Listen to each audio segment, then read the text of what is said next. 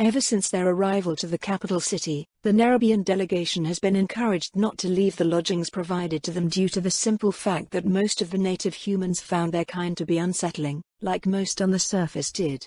This and the fact of news of Stormwind's destruction due to a monstrous army led to the local ruler believing that the best way to avoid panic among his subjects assuming the worst was to keep them away from the peasantry as much as possible. Masruk cared little for all this.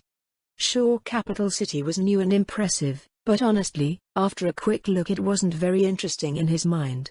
What stood out to him were its walls, its warriors, its weapons, and all manner of military-inclined things. He came to guard and learn, not to socialize. He was a warrior of Azjol Nerub. He'd leave matters regarding the non-Nerubians to his friend, Krivax. He had a knack for it after all. Instead, while not on duty, and with permission from his superiors, he did what he did when he was among the Tuskar. He sought to spar and learn among the native warriors, to see how they fought in case they ever came into conflict, and learn how to improve his own fighting ability. And just maybe he would bond among the warriors here as he did back home, something that was surprising but pleasant all the same. Masruk liked bonding with those he could connect with, Krivax being his friend ever since they were hatchlings. Thus he sought the warriors of these lands, these humans who covered themselves in metal exoskeletons not unlike how the greatest warriors and spider lords of Azjol Nerub did. These knights of the realm as they called themselves. His attempts to partake in friendly spars with them were not as successful as with the Tuskar. They were flighty and nervous of him at the best of times, even after their king gave his permission to spar with him. The Tuskar needed little convincing of his intentions after getting to know him, but it seems the humans of these lands were a bit more paranoid. Masruk supposed it wasn't that unlikely given recent events. These warriors were on edge for an actual battle against an invading force, but it was disappointing that so few wished to test themselves with him. Eventually a few warily did, but even then it was clear their hearts and minds were not in it. Masruk was unsure if it was nervousness due to his being or the fact he was technically a part of a diplomatic delegation and they did not wish to bring dishonor on their king in case they did seriously harm him. Few spoke more than a few words to him to let him know. It was all very frustrating. Masruk was sure that if he was half as good at talking and making the non-Nerubians feel at ease as Krivax that he could make them more willing to spar with him, but sadly he was not. All he could do was fight with the knights who were willing to do so, finding it not nearly as enjoyable as usual as they held themselves back. Then one day he got a true challenge. I had heard that one of the strange spiderfolk was sparring with the king's knights. Mind if I take part? A large armored human with a large facial mane approached the courtyard that Masruk and the local humans were using for sparring, earning a round of loud whispers from the gathered warriors. I welcome more warriors to train against, Masruk said honestly. I am Masruk, warrior of Azjol Nerub. Well met. I'm Sir Uther, knight of Lordaeron. The human bowed his head slightly to him, showing none of the unease and fear the other human knights had shown him so far. I was curious to see how your people fought and hoped a friendly contest would be to your liking. I am curious of the same, though sadly it seems your fellow warriors are oddly hesitant to throw themselves against me, Masruk noted with frustration. Are they now? Sir Uther said with a raised brow as he turned his head to regard the knights around them, most turning away at his gaze. I'm sure they merely do not wish to unintentionally harm an important guest of the king, despite knowing healing is on hand for anything but killing blows. I had reminded them of this. Yes, Masruk nodded. I hope you are more willing to truly test me. I swear upon the light to meet you as a fellow warrior, within reason of course, Sir Uther quickly agreed. Now, shall we? Masruk merely nodded as he prepared himself and his spear within the sparring circle as Sir Uther walked up to do the same, bearing a large hammer as his primary weapon instead of the more common sword and shield the other knights choose to wield. An impressive-looking weapon made for heavy strikes, but lacking in defensive options like your fellows, Masruk noted curiously. Yes, that is true. But so long as I don't let myself get hit too hard it is a fine trade-off, I find. Uther chuckled. I see your people seem fond of the spear. It gives us superior range against most foes and excellent for fighting in the tunnels, Masruk explained. Also, we can drive our weight behind it well when we rush forward, not unlike your mounted knights and their lances. Indeed, one can say you can hardly be a knight in these lands without knowing how to ride and fight a horse. Uther nodded. but sometimes fighting afoot is needed or best. I am proud to say I can do both rather well with my weapon, I think. Then this fight should be very informative, Masruk said. Indeed, Uther answered back with a smile. Neither of them moved for several moments, waiting till one made the first move. Eventually Masruk decided he might as well take it and see if Sir Uther's claims held true. Therefore he rushed forward on all 6 of his legs, moving faster in a burst of speed than the humans around him. He directed his spear carefully, aiming for the thickest parts of Sir Uther's armor so that when he hit it would at worst wound the human and not kill him directly. Masruk was confident that his speed and his spear's reach would win him the match swiftly, as it had with many knights thus far who were too slow to get their shields up in time. Sir Uther used a heavy weapon and had no shield. Masruk was confident he would not be able to swing his weapon in time to stop his charge. It would be another disappointingly easy win. Then his 4 sets of eyes widened in surprise as at the very last moment Sir Uther finally moved, lifting the haft of his hammer instead of its head to block and deflect his strike to graze over his shoulder instead of striking his chest through. He then leaned forward, raised his hammer, and thrust it at him like a spear with impressive speed right into his abdomen with equally impressive strength. The force of the strike combined with his forward momentum caused him to tumble to the ground hard, the knight before him quickly sidestepping him so as to not be caught in his wake. Masruk struggled to breathe as he tried to right himself, only to find Sir Uther's hammer directly above his head, showing that if this had been a real fight the knight could have easily smashed his head to bits like an overripe fruit if he chose to. Masruk had let overconfidence and the behavior of the other knights blind him, and he had suffered for it. That was quite impressive, Sir Uther said as he pulled his hammer back and planted its haft upon the ground. Felt like a cavalry charge almost hit me. If I had tried to block that full-on no doubt he would have pulled me over. Thank the light that I've learned a trick or two over the years to fight against that kind of thing, Sir Uther laughed as he offered Masruk a hand. Masruk stared at the human's hand before he forced himself up on his 6 legs without assistance and bowed before the human. Well fought, Masruk said simply. You are clearly skilled and experienced, and if you sought my death you could have delivered it easily. You have my respect. Now, no need to go that far, Sir Uther said. You are clearly skilled yourself, and I am sure that we have a lot to teach one another. Assuming you still want to learn, of course. I would be honored to continue sparring with you, Sir Uther, with the ultimate goal of surpassing you as the better warrior, Masruk stated clearly. Ha! I won't make it easy for you, Sir Uther laughed. Please don't, that would make it harder to improve, Masruk told him. And so it was that Masruk found a good sparring partner and maybe another friend. Krivax would be proud, he assumed. They are so big, Prince Arthas Menethil, heir to the throne of Lordaeron, couldn't help but say out loud as he looked among the strong beings from one of the palace's many high balconies. They were called Nerubians apparently, and they were nothing less than if people and giant spiders were smooshed together. Kinda reminds me of the giant spiders from Brightwood, Prince Varian Rin, heir to the throne of Stormwind, pointed out from his position crouched down next to his fellow prince as they peeked at the kingdom's latest and strangest guests. They were currently staring at the biggest one of the bunch, something called a Spider Lord, as he walked around with the Archbishop through the palace gardens, guards from both the church and the Nerubian delegation following both at a respectful distance. The Archbishop is so brave standing next to that thing, it's almost as big as a house. Arthas couldn't help but note, not even his recently acquired steed Invincible could match the Spider Lord in size. I heard it's because they are interested in the light, not having it where they are from. That is kinda sad, honestly, Varian said, voice sounding a little melancholic. I guess, Arthas said. Makes sense though since Sir Uther told me Northrend is so cold cause the sun barely shines there.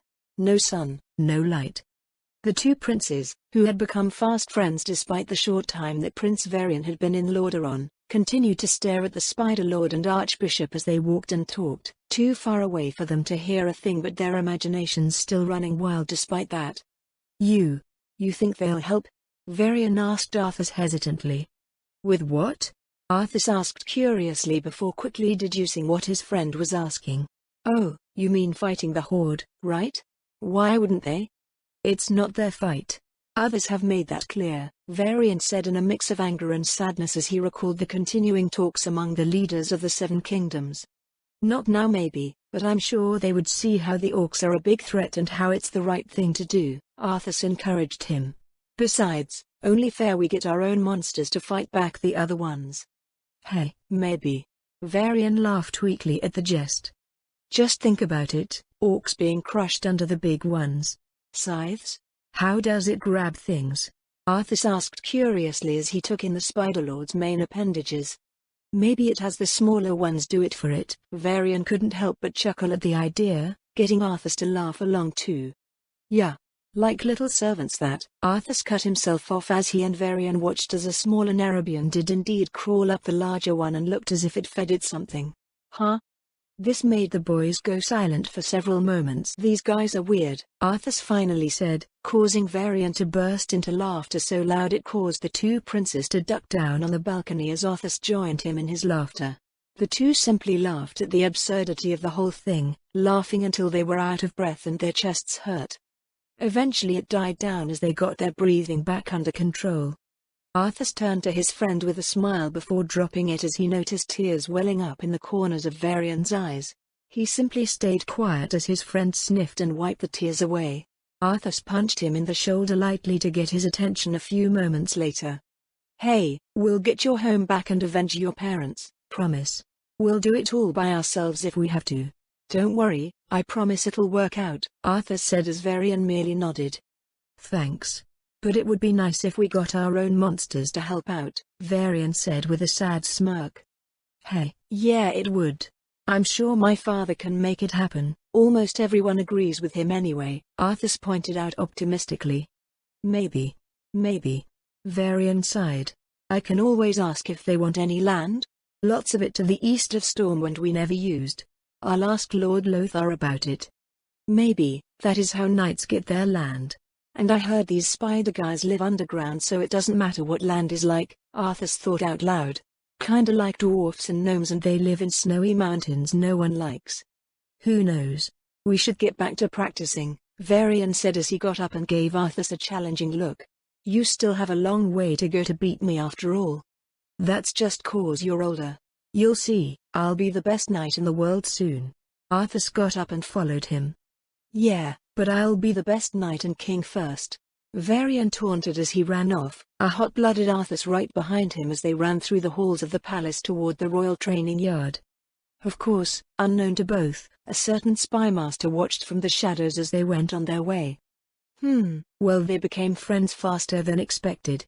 The king should be pleased, Tefari Anwar said as he turned his head to look into the gardens below to see the Spider-Lord and Archbishop were finishing their conversation about the latter taking the former to visit the cathedral sometime soon, based on the lip movements of his at least and something he would follow up on later, something that he will need to pass by the king so he can plan accordingly. Hopefully the faithful found the idea of giant spider people attending church less disturbing than the beings themselves. Ooh, gross. A young girl said as she watched one of the smaller Nerubians crawl up one of the palace's outer walls and start licking some honey that had been applied there by some of the servant boys who were giggling at the display. See, I told you. I think there's some kind of pet or something, one of said boys said as he turned toward the girl. Ugliest pet ever. The other boy laughed as he picked up a small rock and threw it at the Nerubian, completely missing and not even drawing the creature's attention as it continued to eat the honey. So close. As if. The other boy said as he also picked up a rock and attempted to hit the creature, but also missed by a mile. Darn it. You both stink at throwing, the girl said, earning her glares from the boys. How about you try then? Yeah. Fine, but only cause you guys are terrible at it, she said as she picked up a small stone, took aim, and threw it. She hit the Nerubians dead on, startling it from its meal and causing it to circle around the wall in shock, causing all three of the children to laugh at it. So dumb. One of the boys yelled, but this was the wrong thing to do as the creature spotted them, hissed, and before their terrified eyes they watched as it jumped from the wall and took flight. Then it started towards them. Run. You didn't say they could fly. All three of the children ran as the flyer took after them, diving into the safety of inside the palace before the flyer stopped its pursuit with a huff. Hatchlings are so annoying, the flyer said as it returned to the wall to finish its meal. At least the nectar is nice. Last I heard they were locking Kaz Modan down, and the best thing we can do is sit tight rather than try to show up, Miles explained to Trixie as they hung about the common area of the local branch of the Explorers League, a building that also served as an embassy to both Ironforge and Nerubian, a place full of dwarfs and gnomes filled with the same restless energy as them as news of home spread around. Last thing they want is to drop avalanches and blow up passes with our people moving through it when they want to save that for the Horde. But we could help, Trixie argued. Both King Bronzebeard and High Tinker Mechatalk think it is best we support whatever the humans eventually decide to call their little get-together rather than an unorganized rush home with the greenskins practically on their doorstep, Miles explained. I can see the reasoning. Uck. Trixie let out a noise of annoyance at the news. Trixie, don't be like that. Our people will be safe, Miles tried to assure her. The Horde destroyed Stormwind, Trixie was quick to remind him. And it took years to do it, and you and I both know Kaz Modan isn't an easy place for anyone to pass through easily on a good day, Miles fired back. And like I keep reminding you, both Ironforge and Nerubian are the most fortified cities on the continent. I don't care how big the Horde is, they'll choke on a mountain of bodies before they breach the gates of either. Trixie just sat there in silence for a minute before finally speaking up. I just hate feeling helpless, she said. Bad enough I feel it out here in the world where everything is so much bigger than me, but now I feel helpless for more than just myself. I don't blame you, lass. I feel the same thing about my family and people, Miles said as he rested a gentle hand on her shoulder. But mountains don't bend easy, so you got to trust those we love that they can handle it, just like how they are trusting us to help them out when the time comes. I hate it when you make sense, Trixie muttered. I'm a politician's son. Convincing people to agree with me is normal, Miles simply said. Trixie snorted. More like being a smartass. They don't have to be mutually exclusive. That just made them both laugh before relaxing and speaking up again. So what do we do? Trixie asked curiously. Well, I did get a message from the King's Court asking if we'd be willing to be on hand to be Nerubian experts over the course of their visit here, Miles said. You are telling me just now? Trixie questioned before continuing. And we met and shared a boat ride with them, with Krivax doing most of the work. What part of that makes us experts? I wanted to wait till we knew what was happening back home before telling you anything since I know your mind has been on it, Miles explained. And it's more than most humans can say, and humans thinking get the underground dwellers to talk with the other underground dwellers. They should get along since they obviously both like rocks. Wow. I don't know what to say to that, Trixie said in shock. It pays at least, and sure Krivax could use the friendly faces if nothing else, Miles pointed out. I imagine it's going to take a while for the humans to warm up to them. Alright, fine, for Krivax, Trixie said as she quickly downed a nearby flagon of beer nearly as tall as she was. Maybe we can convince his stuffy bosses to help out too. I suppose this is a time to ask for miracles if nothing else, Miles said with a snort. And that is what we know about the magical capabilities of the Horde thus far, Antonidas explained to the two Nerubians before him, Viziers Hadix and Crenus. These Nerubians were fascinating creatures, and it was apparent that those of their Vizier caste was their version of court wizards and conjurers, valued for their magical ability along with their knowledge and good counsel. Though for the life of him he still had no idea how to tell the difference between the male and female before him. As it was, after the initial introduction the Viziers were quick to come to him as a fellow user of the Arcane and learn what they could of magic, both his and the Horde's. Naturally, the two reciprocated by answering simple questions about their own people's magic, as well. At a certain point, they began speaking more deeply about the Horde. He was happy to share what he knew. Up to a certain point, of course. There was much that was not appropriate for him to share. The information about Medivh and his madness was still being secured to only those who needed to know. This dark portal seems beyond these savage orcs, Vizier Crenus spoke up. It makes one wonder how they could create such an artifice to allow travel between worlds. The power requirements alone must be staggering. It is likely due to distance and our place underground that made us miss the pulse of magic it sent out when it opened up, Vizier Hadix spoke up. Though now that I think of it, according to the dates involved there was a fluctuation in the local ley lines around that same time period. I thought nothing of it at the time, but now. Dalaran most certainly detected it. I imagine there wasn't a mage the day that didn't, Antonidas said as he himself recalled how the Council of Six were all quite shocked as the pulse hit them in the middle of one of their meetings. I'm sure the elves did as well. But as is usual for them, ignored it, for it did not directly affect them. Short-sighted fools, Vizier Hadix snarled. Antonidas didn't readily agree, for he knew many wise and competent elves, Kael'thas a prime example. But even his fellow councillor would admit that he and many elves that made Dalaran home were the outliers and not the norm of Quel'Thalas. I also see reports of the orcs making use of magic that you could not recognize. Vizier Crenus cut in. These necrolytes and warlocks. Yet another thing to keep under wraps. The last thing we need is knowledge of the shadow and fell magic getting around, Antonidas silently thought.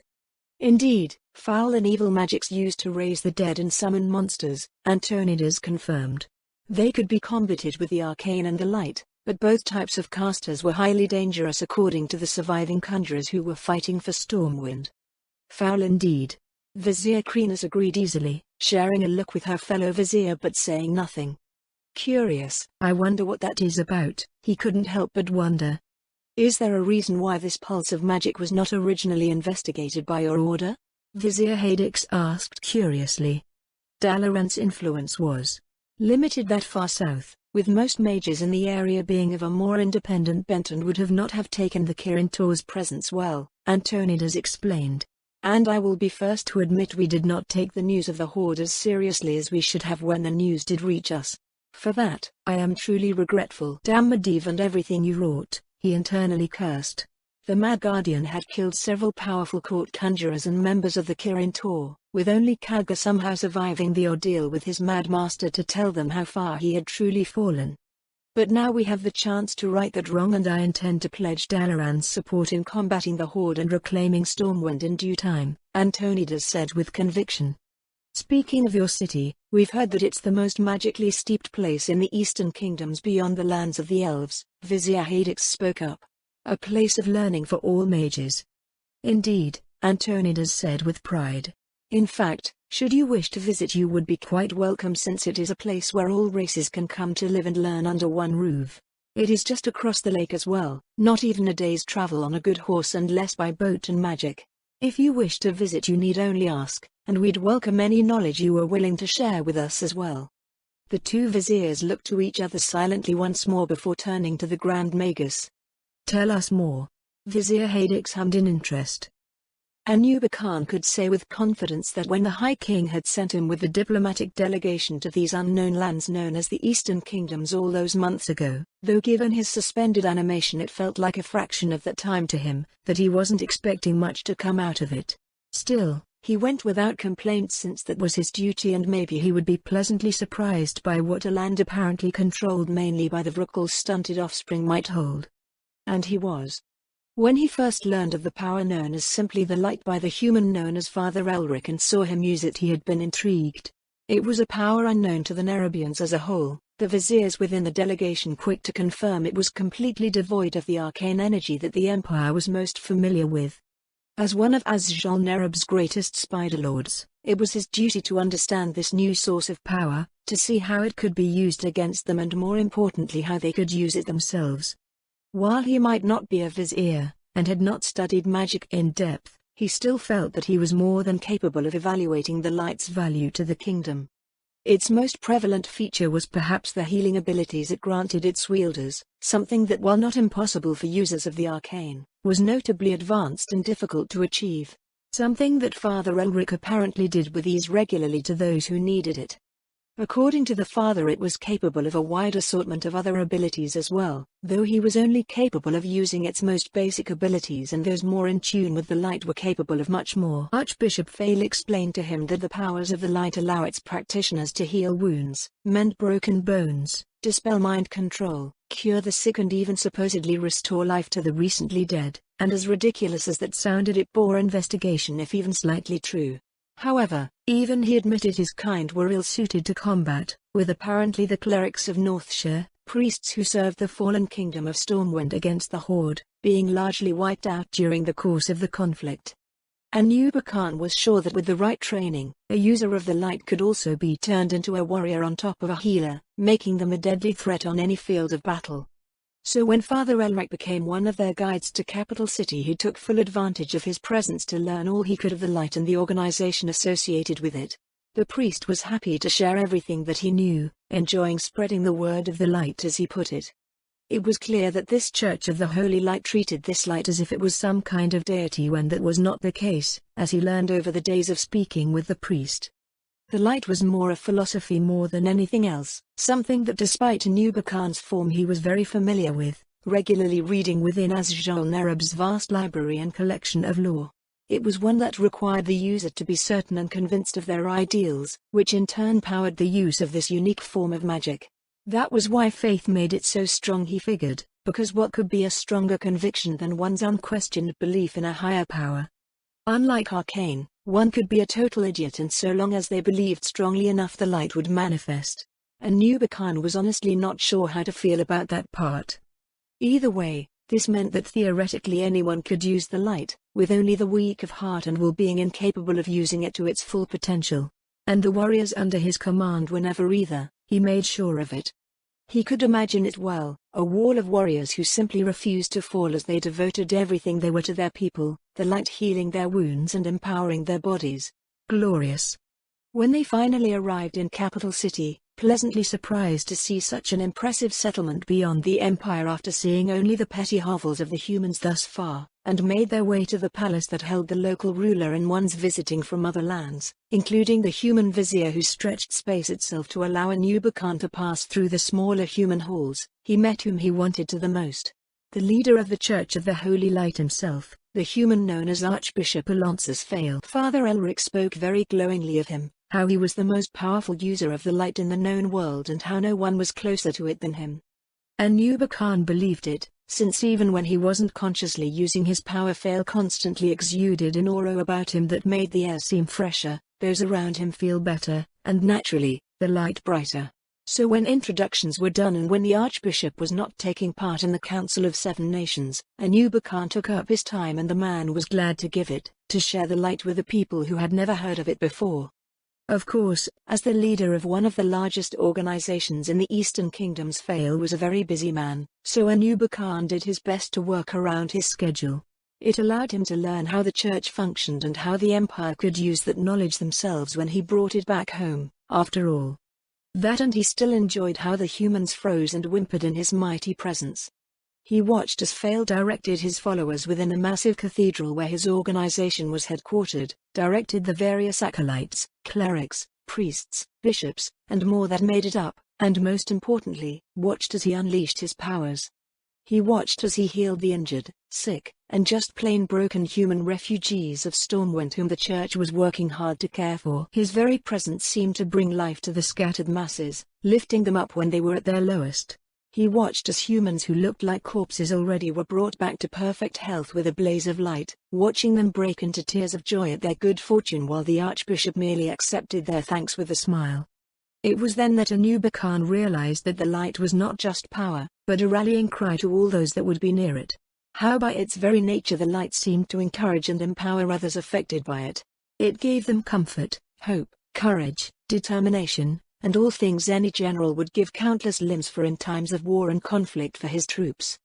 It was a force multiplier of great power in the right hands, and a deadly weapon as well.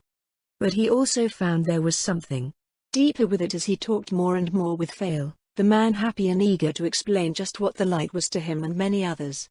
It was a driving force encouraging them to improve every day, to do good by their fellows wherever they could, to protect those in need, and seek justice against evil where they could find it, and why after seeing the damage the Horde had done, why he supported a united front against the invaders and would see them driven from the world back from where they came from. And so the Spider Lord started seeing the light held a power more profound than he had previously realized. Something he was sure his High King would find very interesting. Krivax could feel his sense of excitement growing as he, a few other members of the delegation, and a small escort of knights left Lordaeron and began making their way to Dalaran. The past week had been stressful, and the chance to be free of his normal responsibilities and instead spend his time touring a true magical city was something that he was looking forward to.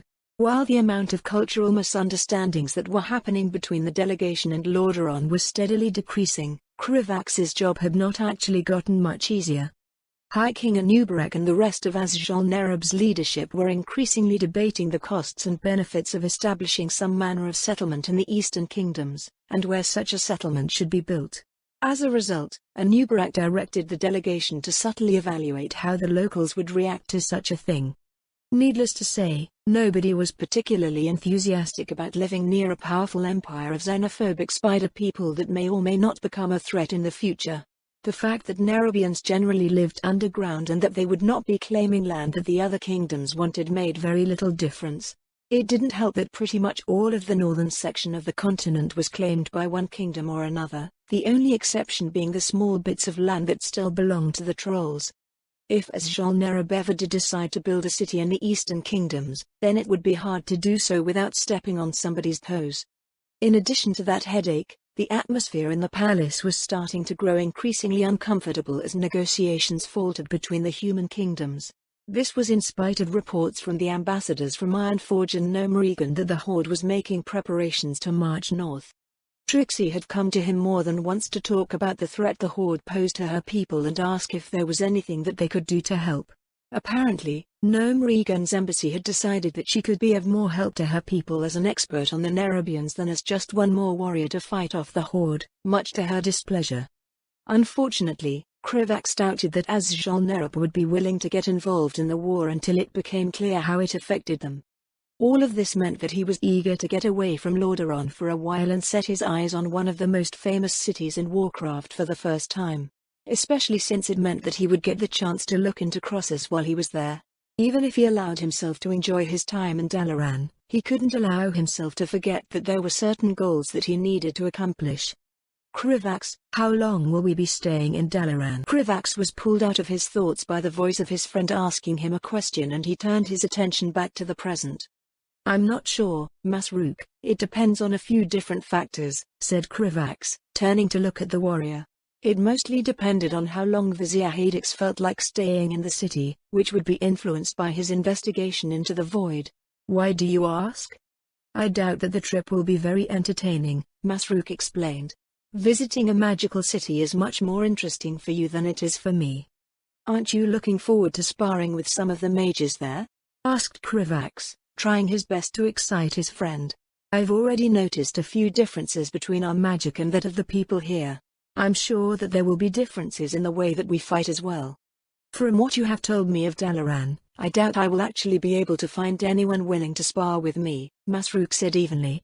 Most of the mages in Dalaran are scholars, and even those who are not will not be interested in fighting someone who isn't a mage. Unfortunately, that was very likely to be true from what Krivax could tell. Do you think there's anything else in Dalaran that you might find interesting? Masruk took on a contemplative expression as he considered the question, eventually reaching an answer that Krivax found surprising. I think I might like reading about their history, said Masruk, sounding unsure of himself. I still remember when you first told me about the Nerubian Vrukal Wars and other stories about our people's history. Do you think that the history of these people might be as interesting as our own? I'm sure that it is, Krivax said encouragingly. It would be nice if Masruk developed a hobby outside of just fighting with people. Once we're there, I'll ask if they have any history books about their wars. Thank you, said Masruk, his expression brightening. I think I would like that. The two of them made companionable conversation as their group traveled down the dirt road to Dalaran along the edge of Lordamere Lake. Given that Capital City and Dalaran were close enough that residents of one city could see the other, it didn't take them very long before they reached their destination. Dalaran was a city of large domed buildings and tall, majestic spires. Most of the buildings were painted violet, and Krivax could easily tell that the city was nearly completely drenched in arcane energies. The city itself was much larger than Krivax had expected, and reminded him that aside from their mages, Dalaran was home to a large population of non-mage residents as well. As they approached the city's gate, however, it became clear that traffic had been cleared out in anticipation of their arrival when they saw several mages waiting to welcome them. They were a small group of an older human man, a female elf, and a male gnome, the latter two of whom looked young and nervous. Welcome to Dalaran, said the heavy-set man dressed in elaborate, violet robes. I am Archmage Ansiram Runeweaver, and these are my apprentices. I will be your guide during your initial tour of Dalaran. Greetings, Archmage Runeweave. I am Vizier Krivax, and these are Vizier Hadix and Vizier Krines, said Krivax, stepping forward to address the Archmage. He didn't bother to introduce Masruk or any of the other warriors who had come to serve as protection, since none of them were expected to act in a diplomatic position. We've heard much about your city during our time in Capital City and look forward to seeing it for ourselves. Then I hope we meet your expectations, said Archmage Ansiram. I must confess, I was surprised when I failed to see Spider Lord Nerubian accompanying your group. Has something happened that prevented him from joining you? Nerubian chose to stay in Capital City to handle any diplomatic affairs that might emerge during our absence. He regrets that he could not come to visit your city, said Krivax, lying only a little. Nerubian chose to stay in Capital City because he was far more interested in the light than he was in Dalaran. Krivax had been a bit surprised by how enthusiastic the Spider Lord seemed to be about the light, but he was definitely happy about it. The light was the single most powerful weapon that Azjol Nerub could gain against the threat of the Lich King, and it was nice to see things moving in a positive direction. Vizier Hadix had so far been content to leave investigation into the light to the Spider Lord, but Krivax felt like that would change after the Vizier learned the effect that the light had on the void. I see, said the Archmage, his tone neutral. In that case, I will show you through the city and then to your accommodations. The Archmage quickly turned and began making his way into the city, his apprentices following behind him after a moment of hesitation. Their escorts of knights bid them farewell, explaining that their protection was now the responsibility of Dalaran, and left to begin their journey back to Capital City. As soon as Krivax stepped through the gate, he could feel himself passing through a ward that he hadn't previously sensed. He wasn't sure if the ward was only to alert the authorities that somebody had entered the city, or if it usually kept people out, but nobody in their group had any issues entering the city. The first thing that Krivax noticed as he stepped onto the streets of Dalaran was the diversity of the residents walking through the streets, although many stopped to unabashedly stare as soon as they saw the Nerubians. As far as he knew, Capital City was already a fairly cosmopolitan city, but he could already tell that Dalaran was much more so. With a single glance, Krivax could make out dwarves, gnomes, humans, elves, and even a couple of goblins. He had only seen a few elves in Capital City, and even few goblins. The city itself was much more beautiful than he had been expecting, and its citizens looked significantly healthier than those in Fairwater, or even Capital City. Welcome to Evoker Street, said Archmage Runeweaver, his tone filled with pride. The first street that everyone sees the first time they enter Dalaran. To our right is the city's residential areas, which include lodgings for those who are accepted into our city to learn magic.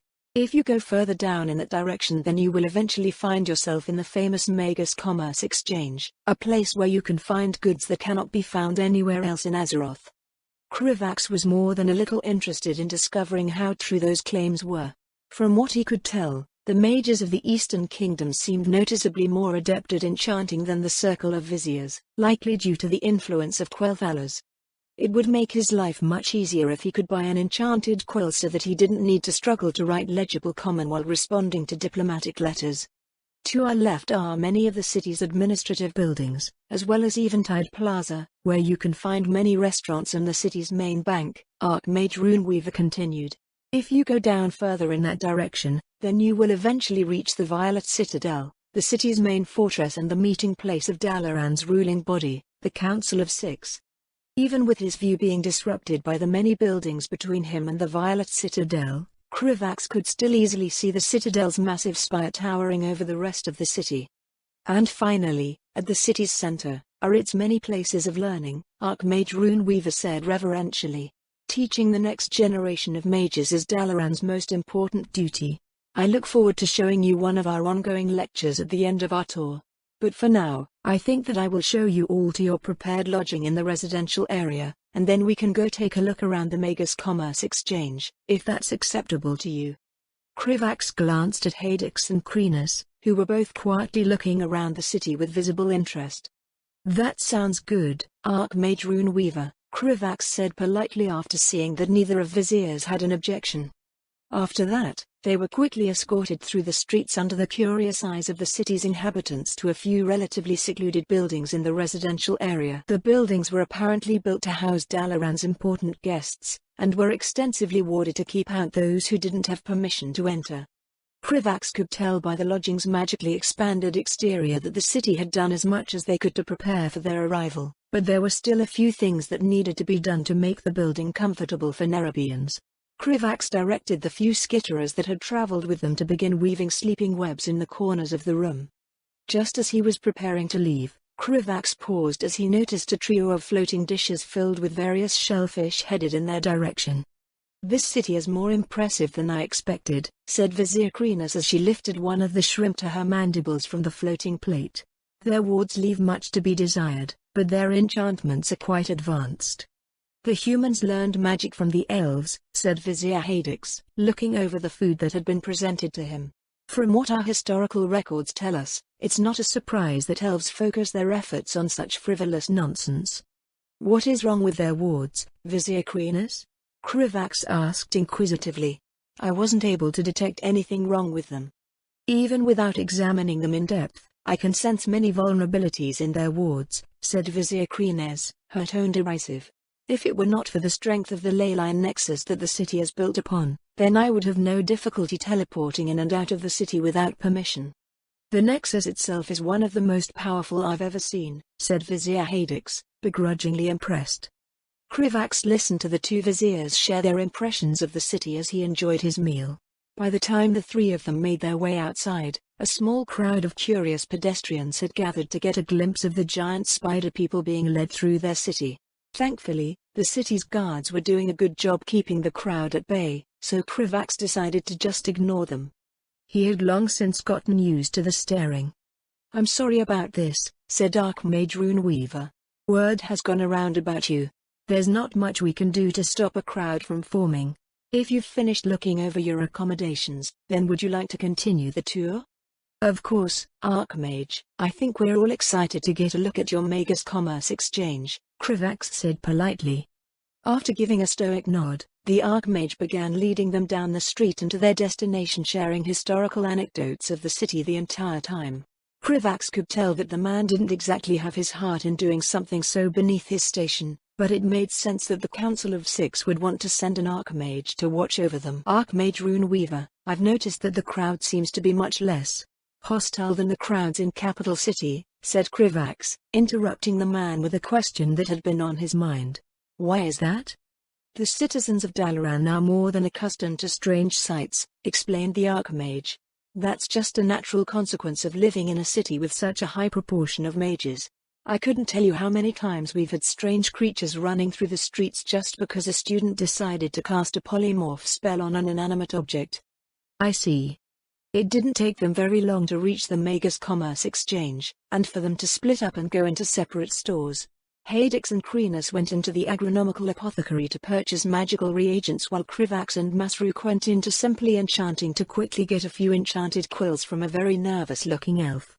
They even had enough time to go into the bookstore and purchase a few books on war history for Masruk. Krivax had a feeling that the price demanded by the elf salesman was not particularly fair, but it mattered little to him. He had more than enough gold after all. When the viziers finally made their way out of the store, Krivax was surprised to see them both with identical expressions of satisfaction. "Did you find what you were looking for, Vizier Hadix?" Krivax asked curiously. "Dalaran's supply of rare magical reagents is surprisingly varied and comprehensive." "Very impressive," said Vizier Hadix. "There are a few materials that are common here that I would find exceedingly difficult to acquire in Nazjal Nerub and wider Northrend." "Quite right," Vizier Krenas agreed. "I believe that creating a permanent portal between Northrend and the Eastern Kingdoms will be much more feasible than I previously estimated." Krivax had not expected the two viziers to be so enthusiastic about Dalaran, but he was glad to see it. "If there is nothing else that you would like to purchase in the Magus Commerce Exchange, then I'd suggest we continue on to the Violet Citadel," said Archmage Runeweaver, interrupting their conversation. "After all, your meeting with the Council of Six is scheduled for a few days from now. It would be best if you were familiar with the building beforehand." "How much of the Citadel will we be allowed to see?" asked Krivax as they started moving again. "I will show you through the reception area, and the public portion of the Grand Library," said Archmage Runeweaver. "I will also point out the portal that you will use to transport yourself to the Council of Six's meeting room, the Chamber of Air." The Violet Citadel was a truly impressive structure that grew more and more amazing as they approached. Krivax had no doubt in his mind that such a massive spire could only have been raised by magic. The citadel was a large building composed of many smaller spires surrounding a much larger one with some kind of circular structure surrounding its tip. Archmage Runeweaver quickly led them up the stairs and introduced them to the citadel's secretary, a young human woman, and then brought them to the library. Krivax had seen many truly impressive libraries in Nerub, but none of them, aside from maybe the Order's secret library, compared to the Grand Library alone. Many young students could be seen walking through the library aisles as enchanted books flew through the air, conveniently sorting themselves in the many bookcases that stretched to the high ceiling. The fact that this was only the public portion of the library made Krivax wonder what the entire Grand Library looked like, restricted knowledge and all. Many of the students stopped their studying to stare at the Nerubians, but a stern look from Archmage Runeweaver sent their attention back to their books. "Let's go. Many of them have important examinations at the end of the week, and they cannot afford to be distracted," said the Archmage. After leading them to the portal that would take them to the Chamber of Air, there was only a single remaining stop on their tour. "Now we go to our final and, in my humble opinion, most important destination," said the Archmage, his tone one of excitement. "Runeweaver Square, a portion of the city named after one of my ancestors where most of the city's classrooms are located in. We will be looking into one of the ongoing lessons." Krivax and the rest of the group were quickly brought to the center of the city, where Runeweaver Square was located, and they all entered a classroom that was being taught by one Arcanist Melny's Flame Trail, an older elf man. Their entry into the classroom obviously caused a commotion, but Archmage Runeweaver and Arcanist Flame Trail were soon able to re-establish order and get the class back on topic. And it didn't take long before Krivax realized that the topic being taught was magical warding. The elf stood at the front of the classroom, writing out some kind of arcane formula on a chalkboard that Krivax didn't recognize but seemed lacking. Was this an introduction course? It didn't help that the elf simply wasn't a good teacher. He did a poor job of explaining some of the underlying concepts, seemed impatient whenever one of the students asked a question, and just generally seemed like he would prefer to be somewhere else. It made Krivax wonder how Dalaran chose their instructors. Were they volunteers, or had Arcanist Flame Trail been assigned to teach the class? They all watched the lesson for some time with Archmage Runeweaver quietly explaining Dalaran's educational system before Arcanist Flame Trail was very suddenly interrupted. "Humph. What absolute nonsense," Vizier Hadix said derisively while speaking common, loudly. Krivax buried his face in all four of his hands as the room immediately grew silent enough that you could hear a pin drop. "Oh? Does one of Dalaran's esteemed guests have something to say about our lesson?" Arcanist Flame Trail asked through gritted teeth after composing himself. "I'd certainly love to hear what a giant spider from a frozen wasteland like Northrend could possibly have to say about my teaching." "Your wards have more vulnerabilities than a hatchling's first web," Vizier Hadix said bluntly. "If you dared to teach such garbage in Nerub, I would make certain that you never talk magic again. If you feel so strongly about the matter, insect, then why don't you come to the front of the room and correct me?" Arcanist Flame Trail asked mockingly. "I shall, elf, and I won't kill myself in the process of doing so," said Vizier Hadix, not hesitating to move to the front of the classroom. Krivax watched with trepidation as Vizier Hadix began to humiliate the elf by pointing out a multitude of vulnerabilities in his warding formula, introducing ways to improve upon it, and even drawing out a rather complex warding diagram that had various students furiously taking notes. It didn't help that Hadix stopped every once in a while to berate the elf for his incompetence in front of his students. By the time he was done, Arcanist Flame Trail was silently seething, unable to retort after being so thoroughly outclassed in the very subject he was supposed to be teaching. "How dare you? What gives you the right to come into my classroom, take over my lesson and attempt to shame me in such a way?" Arcanist Flame Trail finally yelled, practically frothing in rage after having enough. "In order, I was invited. You asked after I pointed out your failings and I didn't shame you, your own incompetence did," Hadix replied evenly. "Enough. If you are so confident in your magical ability, then I'm sure you'll have no problem demonstrating it firsthand, said Arcanist Flametrail. Oh no, said Krivax, guessing what was coming. He had a feeling that the elf was about to say something very unwise. Under the rules and regulations of Dalaran, I formally challenge you to a magical duel. The terms of which are that if I best you, you will bow and apologize to me for your poor manners, said Arcanist Flametrail. Very well, elf, if you are so eager for further humiliation, then I will not deny you, Vizier Hadix said haughtily. I shall not ask anything of you, as I doubt a mage as pathetic as yourself has anything I would want. Krivax couldn't help but let out a long-suffering sigh. So much for diplomacy.